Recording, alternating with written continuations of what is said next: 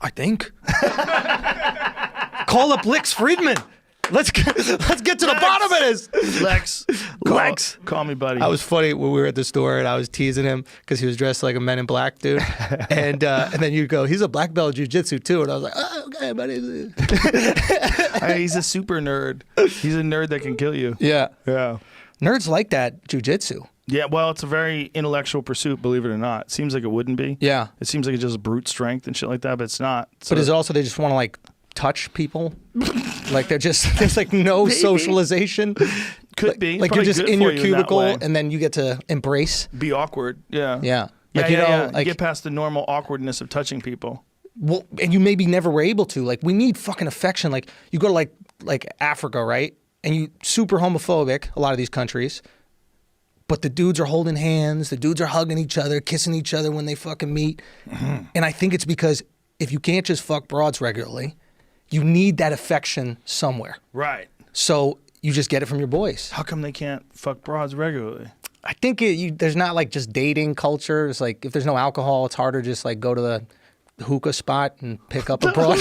like where do you even date? Like if you can't drink, Yeah. if you can't go out for a drink, where would you date? Where would you meet a girl? In your social circle. You right? have to meet at the mosque. And what are you going to pick up girls at the mosque? You'd have. I bet a lot of it would be like your girl, or like your girl would have a friend. Yeah. And she would try to introduce her to Jamie. That kind of deal. Oh yeah. You know what I mean? Yeah. It's like, oh, I know this single guy. I'm gonna set you up. There's probably a lot of that. Yeah. You know what I'm saying? Yeah. Arranged. Yeah, and there's probably a lot of like girls trying to sabotage relationships. So like, I think Mike would be so much better with you, and they try to sabotage relationships with their girlfriend and some guy so that they can sneak in some other dude. Whoa.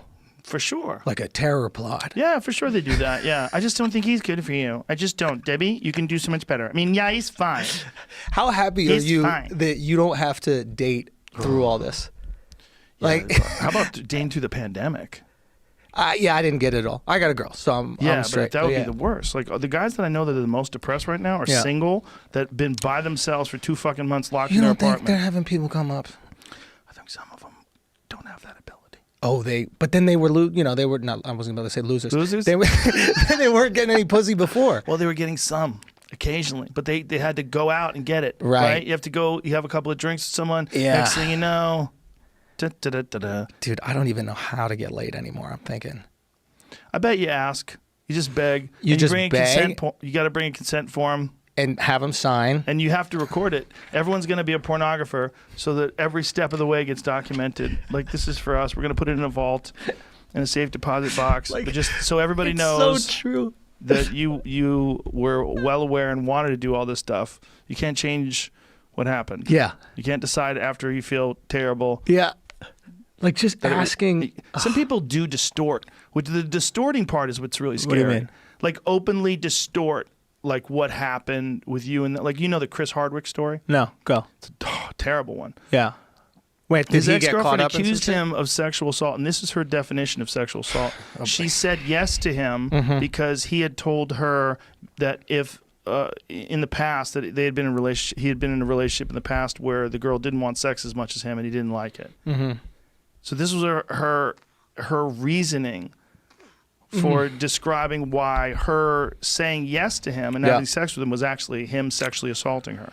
Yeah. It's crazy, right? So he had all these text messages from her. Yeah. He had all these, like he documented everything. Yeah. Luckily. Mm-hmm.